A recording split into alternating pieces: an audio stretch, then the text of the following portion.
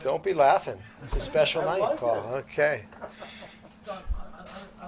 On a special night in which this franchise celebrated its past in some ways, we also see another promising glimpse of the future in what this team can do under a big spotlight and a lot of pressure. Yeah, I don't want to get too far ahead of ourselves, but I loved that we had enough adversity in that game in front of 18,000 people or whatever the sellout number is.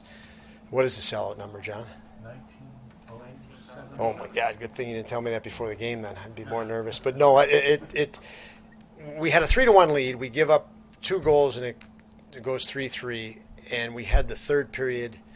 We get the lead and we just went into shutdown mode. It wasn't that we didn't generate chances, but we made sure we took care of business. Our guys didn't get rattled in the atmosphere. I mean, they wanted it. They've been through plenty of situations where you press and you want it too bad. There was a great balance to our intensity and it didn't rattle our focus. The energy went and it was productive. There were moments early on where we had a little bit of anxiety and a little bit too much energy. So I don't want to talk too much about a glimpse into the future, but I'm very happy the way our guys handled potential pressure, even missing empty nets late in the game. It didn't rattle them. There was no banging your stick. There was no theatrics and drama. It was just stay on objective, and I love that. And so, that's something that has to continue. That's something we'll continue to push, and the effort obviously was great. And I do know that's what we have to do each and every day. Do you feel the players grabbed that momentum, though, from the ceremony? I mean, they looked like they did. I mean, the way you guys came out, scored, and yeah, took the 3-1. There is no question the players fed off of that crowd. There's no doubt. The energy in that building, I mean, they knew the fans were coming. The history, we saw, for all of us, not from Buffalo, here with this privilege, honor of being here and being part of the Sabres, you know the history, you've watched it from a distance, you've put a jersey on and practiced every day, waiting and hoping to feel what you could feel tonight, before the puck dropped even. And our guys fed off that. They knew the crowd was going to be big. They knew you fill this building with Sabre fans, and there's going to be energy. And our guys, in anticipation for that, were ready and thrived on it. Coach, you mentioned tonight was a special night. When did you become familiar with Rick Jeanneret and who he was as a Yeah, long before I knew who Rick Jeanneret was, I knew that voice.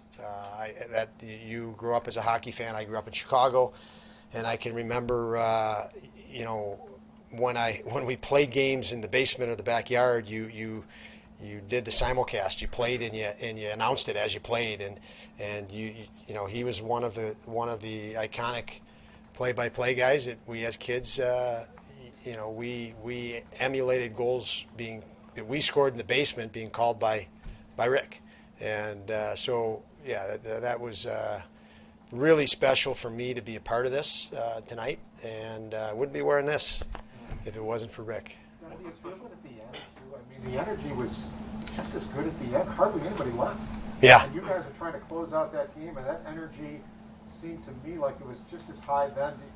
Are your guys feeding off that then? Yeah. They're trying to close it out, too? They were. They absolutely, in a good way. I mean, that energy, you guys have covered sports. That energy can be really, adverse energy and pressure in the form of pressure. And I was really most excited that it wasn't. It was real positive energy tonight. That our guys, they got better. They knew what to do at the end of that game to win it. So, we made the right things, the right decisions, the right plays, and stayed on it. There was no doubt or wavering, and that was pretty nice to watch as a coach. I know I've been stuck in this parking lot after games, so I thank the fans for staying, because I know I've been stuck in those lots. I think, Mike, where you work, it took me an hour one night to get out of there. So that in itself, having some history coming to games here, it was neat to see everybody stay in the building and stay after for Rick's celebration. And you see that when you have a lifelong Sabres fan like Alex Tuck escort him out and see all the guys gather in really kind of an organic moment. What was that like to be part of it? I love it that it was an organic moment. Just love it. Nothing planned. I almost ran into Rick, like literally ran into him walking off the bench, turning around watching our guys, and that wouldn't have been pretty. And Rick's right there, so it was it made the night even more special. Tage hits 30 goals. I think that's obviously such a significant number in hockey. Just what does it illustrate about his development that he's taken this year to reach that path? Yeah, it's. I'm as excited as he is. I think and I think he will tell you that as excited as he is, he knows he can do more, and I feel the same way. So, great night to hit it. It's a number. It's a round number at the end, so I guess that makes it special. But he knows he can keep scoring, and he knows he will, and we feel the same way as coaching staff. And it's just let's move on to the next one. Let's move on to 31. Don, RJ said that he wouldn't just be surprised if you guys don't make the playoffs next year. He said he'd be disappointed. Peyton Krebs said it's really nice to know that he believes in us. What does that mean to have somebody like RJ say that about a team that you're coaching? Yeah, I mean, I can't get. I love RJ. Obviously, he's it's amazing, but my mind just can't go there. There's so much work ahead that we need to focus on, and I'm happy that RJ's excited. I'm happy that RJ loves, enjoys what he sees out of our guys. But we're still day to day here, and we have to. You look at our schedule: Florida, Carolina, Toronto. I think they're Tampa this week. So, we don't want to get too far ahead of ourselves.